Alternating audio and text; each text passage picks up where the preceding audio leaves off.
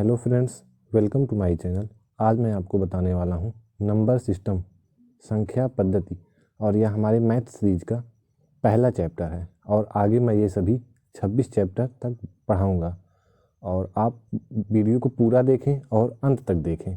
आपका number system का concept एकदम क्लियर हो जाएगा और आप इसके बाद बुक से भी थोड़ा सा पढ़ लेंगे ताकि एक्सरसाइज कर लीजिएगा बुक से और उसकी प्रैक्टिस भी, और फिर आपका कभी कोई क्वेश्चन गलत नहीं होगा नंबर सिस्टम से। तो चलते हैं चैप्टर पे। नंबर सिस्टम कोई दो अंक की संख्या जिसे हम एक्स वाई मान लेते हैं, इसमें दाहिने से पहला अंक जो होगा वो इकाई का अंक होता है और दूसरा जो अंक होता है वो दहाई का अंक होता है। कोई भी दो अंक की संख्या हमारी इसी से मिलके बनी होती है, इकाई का अंक और दहाई का अंक से। अब हमको जब कोई नंबर बेस्ड कोई क्वेश्चन लगाना हो तो हम संख्या को एक्स वाई नहीं मानते हैं। संख्या हमारी होती है तब 10x प्लस वाई, यानी इकाई के अंक में 1 से गुणा किया गया है और दहाई के अंक में 10 से गुणा किया जाता है और उन्हीं दोनों का योग हमारा वो संख्या होती है। अब एग्जाम्पल के रूप में हम मान लेते हैं हमारी संख्या 76 है। अब इसमें 6 हमारा इकाई का अंक होगा और 7 दहाई का अंक होगा। तो इकाई के अंक में हमेशा 1 से गुणा किया रहता है और ये हमको 6 मिलता है, और दहाई के अंक में 10 से गुणा किया गया रहता है और ये 70 होता है, 70 हो जाएगा।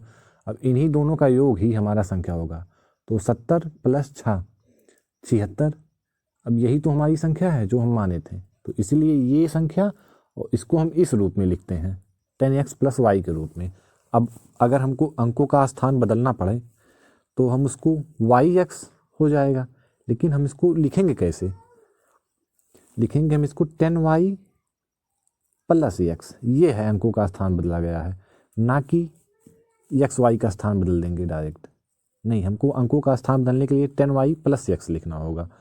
और वैसे डायरेक्टली हमारा अंक 10x प्लस वाई है, ये भी सही है, लेकिन हम सवाल लगाते वक्त हमेशा यही मानेंगे। सवाल लगाते वक्त हम हमेशा इसे ही मानेंगे। और एक क्वेश्चन देख लेते हैं। दो अंकों की एक संख्या अपने अंकों के योग से 3 गुनी है। इस संख्या में 45 जोड़ने पर अंक पलट जाते हैं, यह संख्या क्या है? अब जैसा कि क्वेश्चन 2 पार्ट में बना हुआ है तो इसमें 2 समीकरण बनेंगे, तभी तो हमको 2 अंक मिलेंगे, अलग अलग 2 अंक। तो पहला पार्ट होगा, पहले 2 अंक की हम कोई संख्या मान लेंगे, जिसमें से फर्स्ट 2 अंक की कोई संख्या मान लेंगे, जिसमें पहली संख्या होगी हमारी x और सेकेंड वाली संख्या y मान लेंगे। तो इसमें जो इकाई का अंक होगा वो y होगा और जो दहाई का अंक है वो हमारा x होगा। अब क्वेश्चन पे ध्यान देते हैं। संख्या अपने अंकों के योग से 3 गुनी है। अब देखेंगे, संख्या अपने अंकों के योग से 3 गुनी है, तो संख्या हमारी होगी क्या? 10x plus Y. वह अपने अंकों के योग से 3 गुनी है ना, तो अंकों का योग में 3 से गुणा कर देते हैं। अब ये हमारी संख्या होगी। और दूसरा कंडीशन में क्या कहा है? इस संख्या में 45 जोड़ने पे इसके अंक पलट जाते हैं, ये हमारा दूसरा समीकरण बनेगा। तो इस संख्या में 45 जोड़ने पर, तो संख्या क्या है हमारी? 10x plus Y. अब इस संख्या में हम 45 जोड़ देते हैं, 45 ऐड कर दिए। अब अंक पलट जाते हैं। अंक जब पलट जाते हैं तो हम आपको बताए थे कि जब अंक पलट जाते हैं तो ऐसे ये अंक पलट जाता है, 10y प्लस x माना जाता है। तो यहाँ पे भी हम 10y प्लस x लिख देते हैं। अब पहले हम पहले वाले समीकरण को सॉल्व कर लेते हैं। ये 2 समीकरण हमको मिल गए, अब पहले वाले को सॉल्व कर लेते हैं। तो ये 10x हो गया प्लस वाई और इक्वल टू 3x, 3 का गुणा कर देंगे अंदर और ये 3y हो जाएगा। अब ये जो 3x है, यहाँ 10x है, इधर 3x को इधर लेके आएंगे तो ये माइनस में हो जाएगा, तो 10 में से 3 चला गया, ये 7x बचेगा और बराबर y को उस साइड हम भेज देंगे तो ये 2y हो जाएगा, 3y में से 2y घट के। अब हम y का मान यहाँ से निकाल लेंगे तो y बराबर 7x/2 हो जाएगा। ये हमारा समीकरण 1 मिल जाता है। अब हम सेकेंड वाला को सॉल्व करेंगे, तो ये 10x क्यों करेंगे, यहाँ x है, यहाँ 10x है, तो ये वाला x यहाँ आके घट जाएगा, तो ये 9x बचेगा। और y को हमको उस साइड भेजना है, तो y को नहीं लेंगे, 45 लिख देंगे जो कि ऊपर दिया गया है। अब y को उस साइड भेजेंगे तो ये 9y हो जाएगा। अब हम यहाँ से y का मान यहाँ पे ला के रख देंगे, तो 9x प्लस 45 बराबर 9, y का मान है 7x अपान 2। ये 2 का पूरे में यहाँ गुणा है, 9 गुणे 7x में गुणा है 2 का, तो 2 इधर आ जाएगा, तो ये हो जाएगा 18x प्लस 90, दोनों में गुणा होगा इसका। अब ये हो जाएगा 9 सत्ती 63x,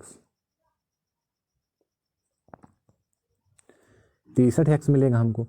अब 18x को उस साइड भेज देंगे, तो 63 में से 18 घट जाएगा, तब इधर 90 है बराबर 63 में से 18 घट जाएगा, 45x बचेगा। अब यहाँ से हम x का मान निकाल लेंगे, तो 45 इधर गुणे में है, इधर आके भाग में हो जाएगा, तो 90/45 रहेगा,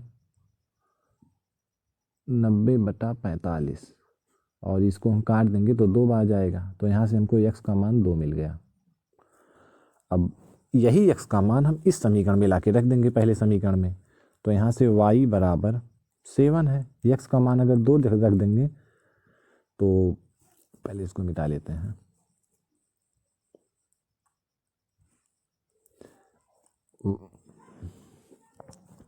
y बराबर 7 है, x का मान अगर हम 2 रख दिए अपान 2 है, ये 2 कट जाएगा, और यहाँ से हमको y बराबर 7 मिल जाएगा।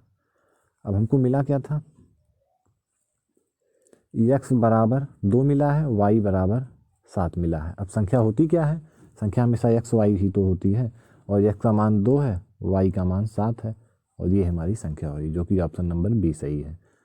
अब संख्या हम ये भी बताए थे कि संख्या 10x प्लस y भी है, तो यहाँ पे भी हम मान वही रख देंगे, तब भी 27 ही आएगा। और ऐसे क्वेश्चन बहुत पूछे जाते हैं, ये नंबर बेस्ड क्वेश्चन पे आते हैं, आगे एक चैप्टर अलग से इसका रहता है, लेकिन नंबर सिस्टम का ही एक पार्ट है, तो इसको समझना बहुत ज़रूरी है। अब इसको एक बार हम रिवाइज कर लेते हैं। 2 अंकों की एक संख्या अपने अंकों के योग से 3 गुनी है, इस संख्या में 45 जोड़ने पर अंक पलट जाते हैं, तो संख्या क्या है। सबसे पहले हम मानेंगे पहली संख्या जो इकाई का अंक है, x मानेंगे, नहीं जो दहाई का अंक है पहले वो मान लेंगे, फिर में संख्या पहली संख्या x होगी, दूसरी संख्या y मान लेंगे, 2 अंकों से मिलके बनी है ना। अब संख्या हमारी x y हो जाएगी, लेकिन अब आगे क्या है, संख्या अपने अंकों के योग से 3 गुनी है, तो संख्या अपने अंकों के योग से, संख्या के अंकों का योग ये हो गया, और इस संख्या ये हो गई है। संख्या अपने अंकों के योग से 3 गुनी है, तो अंकों के योग में 3 से गुणा कर देंगे। अंकों के योग से 3 गुनी होती है, 3 गुनी कहा है, तो जिसमें से लगा होता है, या जिसमें हमेशा जिसमें से लगा रहेगा उसी में ही हम गुणा करते हैं। और अब हमको एक समीकरण मिल जाता है, इसको हम समीकरण को सॉल्व कर लेते हैं, तो 10x प्लस वाई ऊपर से उतार दिए और 3 का अंदर गुणा कर दिए, ये हो जाएगा 7x, और ये 3 आगे 10x से आके घट जाएगा, फिर यहाँ 7x बचेगा, और y जाके 3y में से घट जाएगा, 2y बचेगा। अब y बराबर 7x अपान 2 आएगा। अब समीकरण फर्स्ट मान लेंगे इसको, और संख्या में 45 जोड़ने पर अंक पलट जाते हैं, तो पहले हम संख्या लिख लेते हैं, फिर इसमें 45 ऐड कर दिए। अब इसके अंक पलट जाते हैं, तो ये अंक पलट के मतलब अंक पलट जाते हैं, इसका मतलब है कि संख्या में 45 जोड़ देंगे तो अंक पलट जाते हैं, उसके बराबर हो जाएगा ये, तो 10y प्लस x इसको लिख लेंगे। अब इस समीकरण को हम सॉल्व करेंगे पूरा, यहाँ पे हम x का मान रख देंगे y के स्थान पे, फिर हमको यहाँ से x बराबर 2 मिल जाता है, और वही x का मान हम समीकरण फर्स्ट में रखेंगे तो y बराबर 7 मिल जाता है। हमको x y का मान पता चल गया, तो संख्या हम x y ही रख देंगे और संख्या 27 आ जाती है। अब चलते हैं नेक्स्ट, प्राकृतिक संख्याएं, नेचुरल नंबर किसे कहते हैं। यह नंबर सिस्टम का एक बहुत महत्वपूर्ण है, ये पता होना चाहिए सबको। तो प्राकृतिक संख्याएं ऐसी संख्याएं होती हैं जो कि 1 से शुरू होती हैं और अनंत तक जाती हैं, 2, 3, 4, 5 डॉट डॉट डॉट प्लस अनंत तक ये सभी प्राकृतिक संख्याएं आती हैं। जीरो नहीं आता इसमें, क्योंकि जीरो की खोज की गई है तो वह प्राकृतिक हो ही नहीं सकता। तो पूर्ण संख्याएं ऐसी संख्याएं होती हैं जिसमें जीरो भी इन्वॉल्व होता है, मतलब पूर्ण संख्या जिसमें सभी संख्याएं इन्वॉल्व हों। 2 3 4 डॉट डॉट प्लस अनंत तक ये भी जाती हैं। बस प्राकृतिक संख्या में जीरो ऐड हो जाता है तो वह पूर्ण संख्याएं हो जाती हैं। अब आता है पूर्णांक। पूर्णांक किसे कहते हैं? पूर्णांक वे संख्या होती हैं जो माइनस अनंत से स्टार्ट होती हैं और फिर ये -1 0 +1 फिर डॉट डॉट डॉट ये प्लस अनंत तक जाती हैं। यानी सभी संख्याएं पूर्णांक होती हैं, बस वो पॉइंट में ना हो। अगर जैसे 5.66 रख देते हैं तो इसका पूर्णांक मान हमको हमेशा 6 ही होगा, क्योंकि ये इसके निकटतम मान वही पूर्णांक मान होता है। तो चलते हैं नेक्स्ट टॉपिक पे, परिमेय संख्याएं। तो परिमेय संख्याएं हमारी ऐसी संख्याएं होती हैं जिन्हें हम P/Q के रूप में रख सकते हैं, बस जहाँ पे Q बराबर 0 ना हो।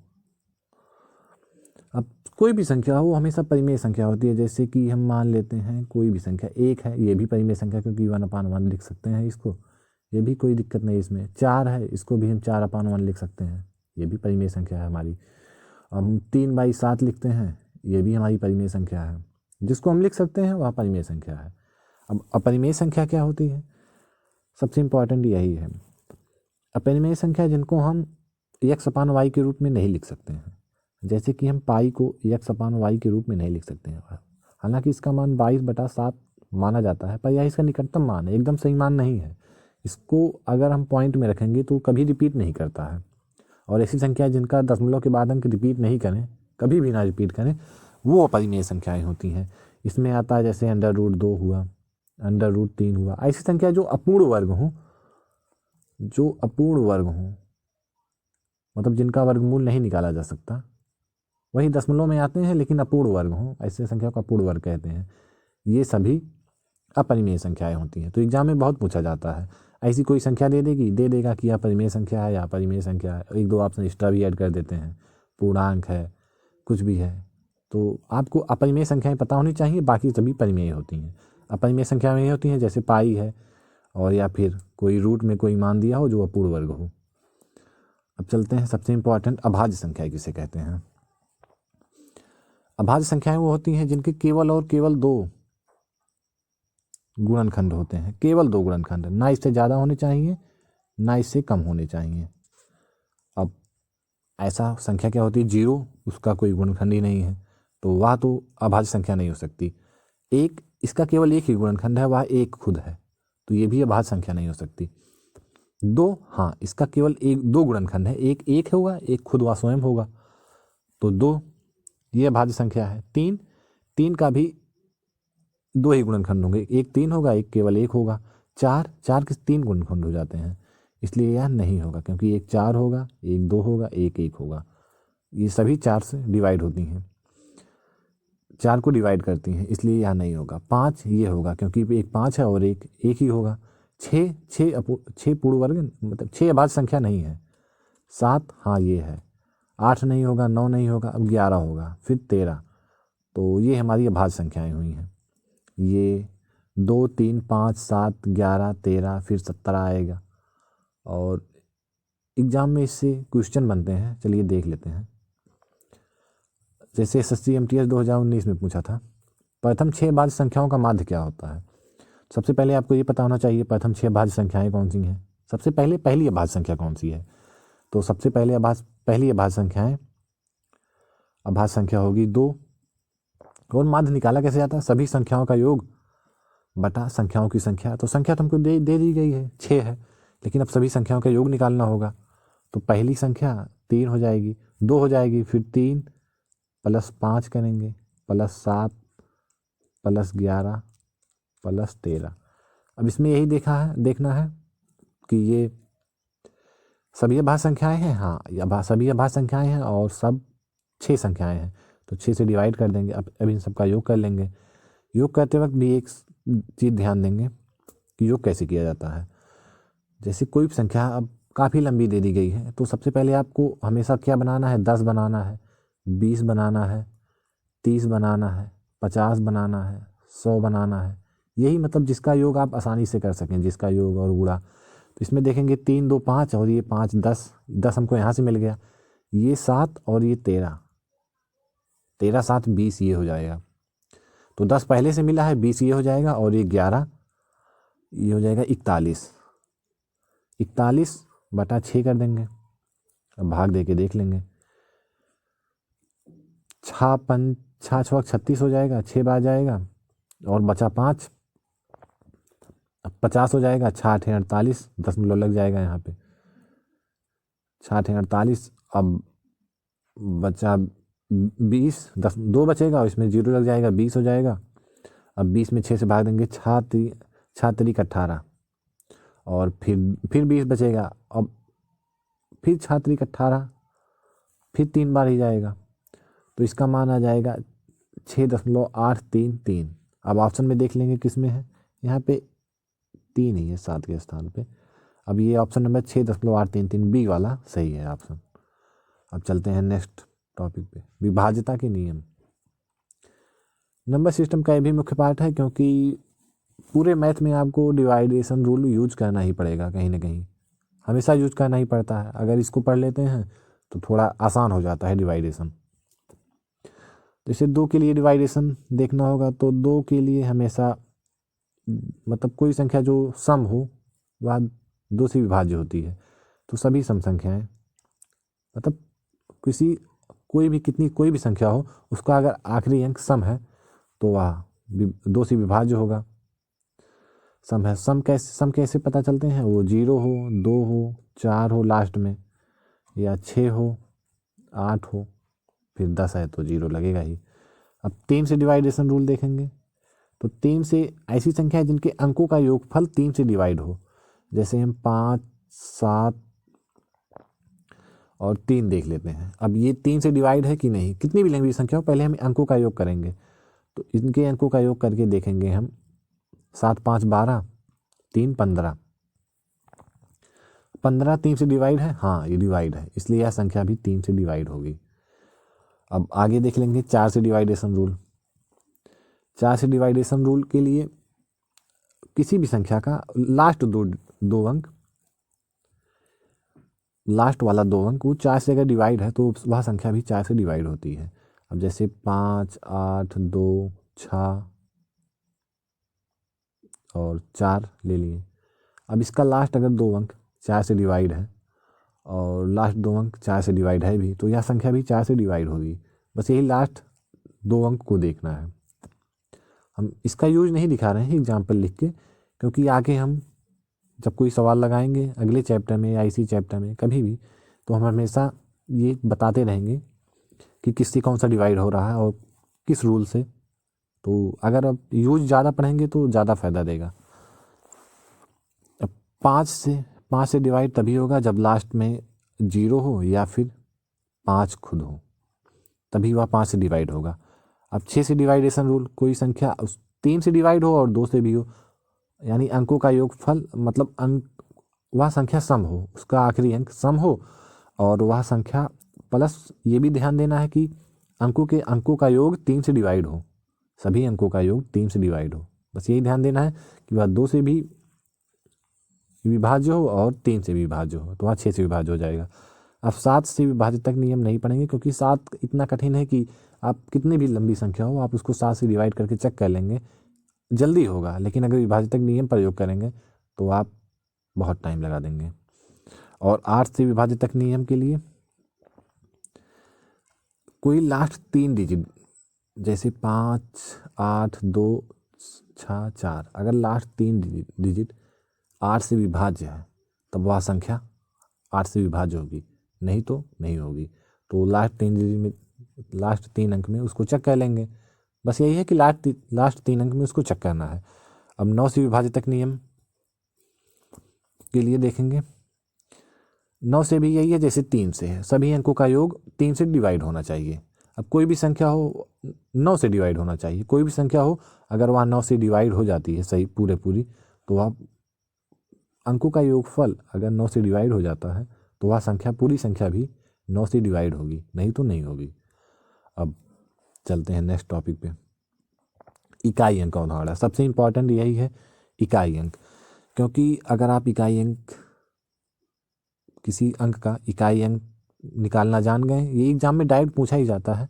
प्लस जब कोई कैलकुलेशन करनी होती है लंबी, और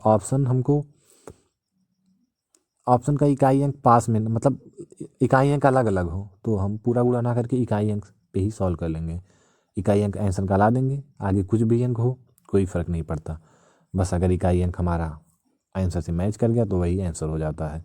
और अगर इकाई अंक, सभी का इकाई अंक सेम है, तो वह ऑप्शन करीब नहीं होंगे, हम उसको आस पास वाला आंसर, मतलब आस पास करके उसका गुणा करके निकाल लेंगे। इसका यूज हम बाद में बताएंगे, बट अभी हम इकाई अंक कैसे निकाला जाता है ये दिखा दे रहे हैं। तो इकाई अंक, जैसे कोई संख्या है यक्स है, उसकी पावर n है, तो अगर यक्स के स्थान पे अगर यक्स बराबर 0 हो, 1 हो और 5 हो, 6 हो,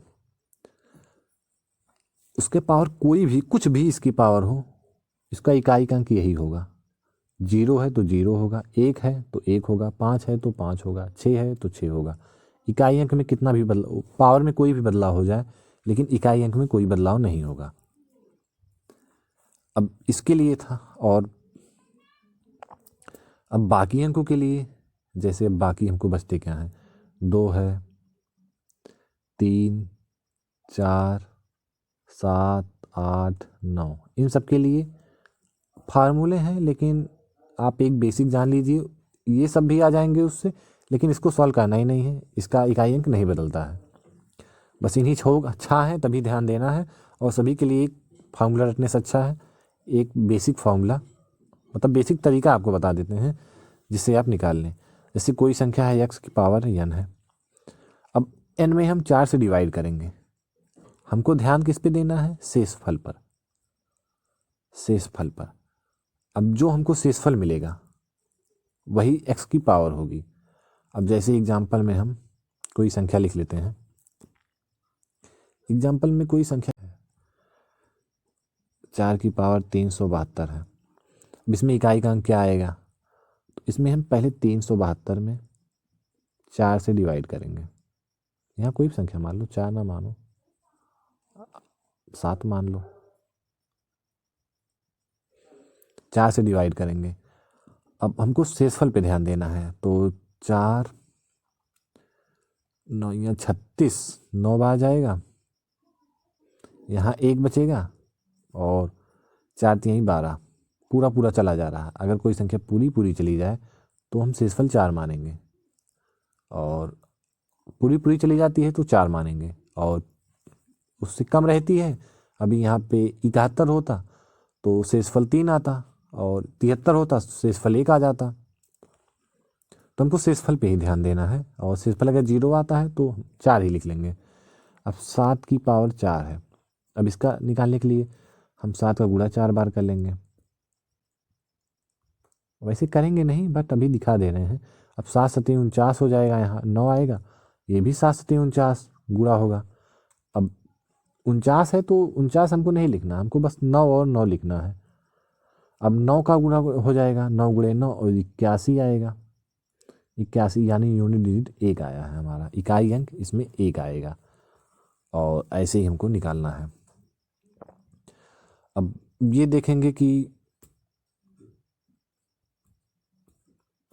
हम 4 से ही क्यों डिवाइड करते हैं। जैसे किसी संख्या का हम वर्ग देख लेंगे, जैसे हम देख लेते हैं 3 का, तो हम 3 का वर्ग देख लेंगे। अगर 3 की पावर 1 करेंगे 3 होगा, 3 की पावर 2 करेंगे 9 होगा, 3 की पावर 3 करेंगे 27, अब 3 की पावर 4 करेंगे 27 3 81, यानी 4 के बाद हमेशा रिपीट करने लगता है। अब किसी चीज़ का देख लेंगे, 2 की पावर 1 करेंगे 2 होगा, 2 की पावर 2 करेंगे 4, 2 की पावर 3 8, और 2 की पावर 4 करेंगे 16, और 2 की पावर 5 करेंगे 32। 4 तक तो सेम रहा, लेकिन उसके बाद रिपीट करने लगा। यहाँ 3 होगा, 3 की पावर 1 करेंगे तो 3 होगा। अब फिर 3 की पावर यहाँ 5 करेंगे तो 81, इसका आ जाएगा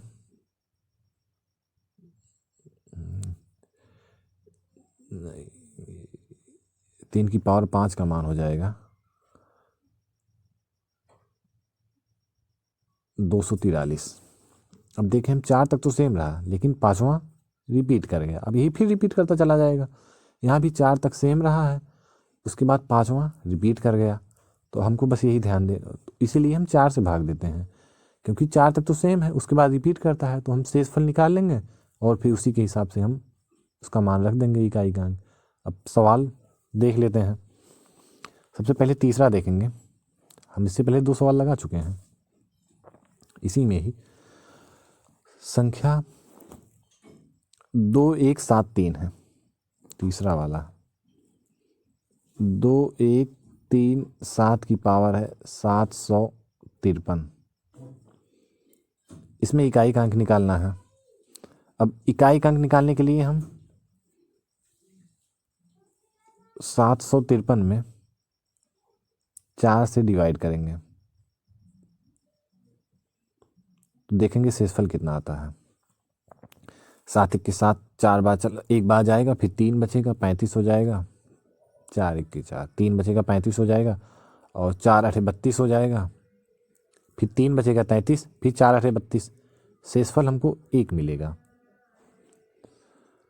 और जब शेषफल 1 बचेगा तो 7 की पावर, आगे कोई अंक है कोई मतलब नहीं, हम पावर में शेषफल देखेंगे और यहाँ हमको 7 ही आएगा, जो कि ऑप्शन नंबर सी सही है।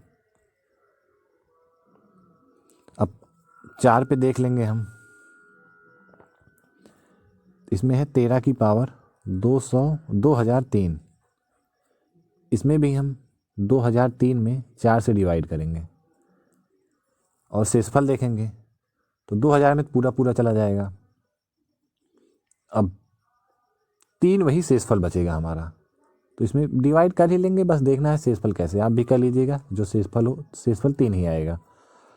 अब आगे कौन सी अंक है हमको उस पर ध्यान नहीं देना है, हम देखेंगे इस पर 3 है। हाँ, 3 की पावर 3 है और 3 की पावर 3 का मान 27 होता है। अब 27 में यूनिट डिजिट 7 ही है और इसमें भी ऑप्शन नंबर ए 7 ये है। अब 5वें क्वेश्चन पे चलते हैं। इसमें थोड़ा बड़ा है क्वेश्चन, और जैसे पहले दिखाए थे कि पूरा अंक नहीं लिखना है तो लिखेंगे 7 की पावर 153 है, 153 में 4 से डिवाइड करेंगे। 4 से डिवाइड करेंगे तो ये 4 3 12 33 आएगा, 4 और 32 से 1 शेषफल बचेगा, तो यानी 7 की पावर 1 होगा इसमें इनटू। अब ऊपर वाला देख लेते हैं एक बार। इसमें 1 की पावर कुछ भी हो तो कोई फ़र्क नहीं पड़ता, वह उसका यूनिट एक ही आता है। यहाँ बताए थे आपको, यहाँ की 1 की पावर कोई भी हो उसका इकाई अंक नहीं बदलता है। तो 7 गुणे 1 हो जाएगा और इसका भी मान 7 आएगा। ऑप्शन नंबर सी सही है। अब 6वां वाला क्वेश्चन देख लेते हैं। इसमें घटाया गया है थोड़ा, तो इसमें 7 की पावर 95 है। अब 95 में हम 4 से भाग देंगे, किनारे करके देख लेते हैं। 95 में 4 से भाग देंगे, 4 दूनी 8 आएगा, बचेगा 1, 4 3 12, यानी शेषफल हमको 3 मिलेगा। हमको गुणेश कुछ नहीं ध्यान देना है, शेषफल पे ध्यान देना है। शेषफल जब हमको 3 मिलेगा तो 7 की पावर 3 कर देंगे, माइनस 3 यहाँ है 3 लिख लेंगे। अब 58 में हम 4 से भाग देंगे, अब की बार भाग दे के दिखा भी देते हैं।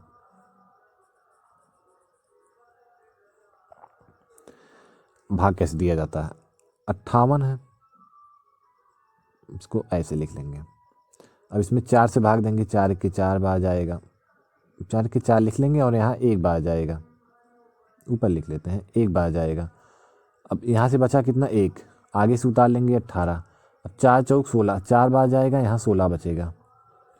अब माइनस कर देंगे, यहाँ से 2 बचेगा, 18 में से 16 गए 2, यानी यहाँ पे पावर 2 बचेगा। शेषफल, हमको शेषफल पे ध्यान देना है, शेषफल 2 बचेगा तो 3 की पावर 2 बचेगा। अब 3 की पावर 7 है तो इसका मान क्या होगा, हम 7 गुणे 7 3 बार कर लेंगे। ये 7 सत्ते 49 हो गया, गुणे 7 हो गया। फिर इसको भाग देंगे तो 9 में हम 7 से भाग देंगे केवल, तो 21 आएगा, यानी इकाई का अंक 1 है। यहाँ इकाई का अंक 1 है और यहाँ पे 3 त्रिका 9 आएगा।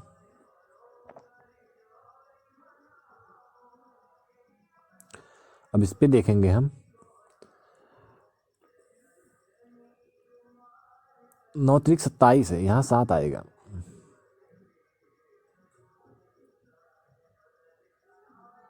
9 सत्ते 63, थोड़ा गलत कर दिए थे, यहाँ 9 सत्ते 63, शेषफल 3 आएगा हमको। 63 होगा ना 9 में 7 से गुणा करने पर, इसलिए शेषफल 3 आएगा, तो यहाँ 3 आएगा। अब 3 में से 9 जाएगा नहीं, तो हमको पता है कि आगे अगर कोई संख्या और भी है, मान लीजिए कुछ भी है, एक्स वगैरह कुछ भी है, तो ये 13 हो जाएगा। आगे वाले से एक हाशिया ले लेंगे, तो हमको 13 में से 9 घटाएंगे तो ये 4 आएगा, और ये हमारा ऑप्शन नंबर बी सही हो जाता है।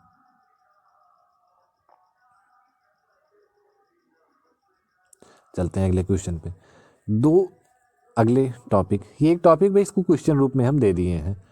अब निकालना है 2 अंक की कितनी संख्याएं संभव हैं। एग्जाम में डायरेक्ट पूछी जाती हैं, तो अगर ऐसे पूछे कि 2 अंक की कितनी संख्याएं संभव हैं, 3 अंक की कितनी संख्याएं संभव हैं, तो हम इसमें ध्यान देंगे कि 2 अंक की कितनी संख्याएं संभव हैं। तो हम 2 अंक की सबसे बड़ी संख्या लिख लेंगे जो कि 99 होती है। इसमें से हम 1 अंक की सबसे बड़ी संख्या घटा देंगे, अब आएगी हमारी 90, यानी 2 अंक की 90 संख्याएं संभव हैं। और आप करके देख भी लीजिए। अब 4 अंक की कितनी संख्याएं संभव हैं, इसको लिखने के लिए हम 4 अंक की सबसे बड़ी संख्या लिख लेंगे, उसमें से हम 3 अंक की सबसे बड़ी संख्या घटा देंगे। जब इसको घटाएंगे तो यहाँ 9 आएगा और ये 3 घर के 0 आ जाएगा 3 बार, यानी 9000 संख्याएं 3 अंक की संभव हैं। 4 अंक की 9000 संख्याएं संभव हैं। अब अगला क्वेश्चन, ये भी जो डायरेक्ट पूछा जाता है पेपर में, हम टॉपिक ना बता के अच्छा क्वेश्चन ही सॉल्व करा दे रहे हैं, ये ज़्यादा अच्छा रहेगा, क्योंकि पेपर में हमेशा क्वेश्चन ही आते हैं और सबका एक ही समझा दे रहे हैं, क्योंकि आगे हम सभी चैप्टर में नंबर सिस्टम का यूज होता ही रहता है, तो वहाँ पे बताते रहेंगे। इसलिए कम पढ़ो बट सब कुछ आता रहे, और ज़्यादा पूछा भी नहीं जाता पेपर में। आपका एकदम कॉन्सेप्ट क्लियर हो जाना चाहिए। इकाई का अंक निकालना आ गया, डिवाइडेशन रूल, और ये सवाल भी ऐसे ही पूछे जाते हैं। LCM SCF में भी ऐसे सवाल मिलेंगे, तो इसको सॉल्व करते हैं। तो 9वां क्वेश्चन देखते हैं। 4508 के समीप कौन सी संख्या है जो 21 से पूर्णतः विभक्त है। अब हम सवाल भी सॉल्व कर लेंगे, क्योंकि थ्योरी ज़्यादा पढ़ने से अच्छा है सवाल प्रैक्टिकली कि एग्जाम में पूछता कि हमको सॉल्व वो करना है। तो ऐसे सवाल को सॉल्व करने के लिए हम 4508 के समीप ऐसी संख्या देखनी है जो 21 से पूर्णतः विभक्त हो। तो सबसे पहले हम 4508 लिख लेंगे। अब इसको हम डिवाइड करेंगे 21 से, तो 21 दूनी 42 जाएगा, यहाँ बचेगा, यहाँ 1 का 21 2, यहाँ 2 बार जाएगा और यहाँ बचेगा 3, 0 उतार लेंगे, 21 21, और यहाँ 21 जब घटा देंगे इससे 9 आएगा, और ये 98 8 उतार लेंगे यहाँ से। अब 21 25 85, यहाँ बचेगा कितना, घटा लेंगे, यहाँ बचेगा 8 में से 5 गए 4, और 9 में से 8 गए 1, 14 बचेगा। अब यानी हमको संख्या मिल गई, इसमें से हम 14 घटा देंगे तो वह 21 से पूर्णतः विभक्त हो जाएगा। लेकिन वह क्या 4508 के समीप होगा? नहीं, ज़्यादा कम होगा। अगर इसमें हम 7 ऐड कर देते हैं तो 4515 आ जाएगा। 4508 में अगर हम 7 ऐड कर देंगे तो ये 4515 आ जाएगा। 4515 ये समीप होगा उसके। तो जो 14 ना घटा के हमको 21 के डिवाइड देखना है ना। ये 7, अगर 14 ये कम है, इसमें 7 जोड़ देंगे 21 हो जाएगा, तो पूरा पूरा डिवाइड हो जाएगा। तो इस संख्या से 14 ना घटा के इसमें 7 जोड़ देंगे। तो हमको वही देखना है कि जिससे हम भाग दे रहे हैं उससे हम शेषफल घटा लेंगे और जो आएगा उसको हम जोड़ देंगे। और अगर यह शेषफल 21 में अगर शेषफल हमको 10 मिलता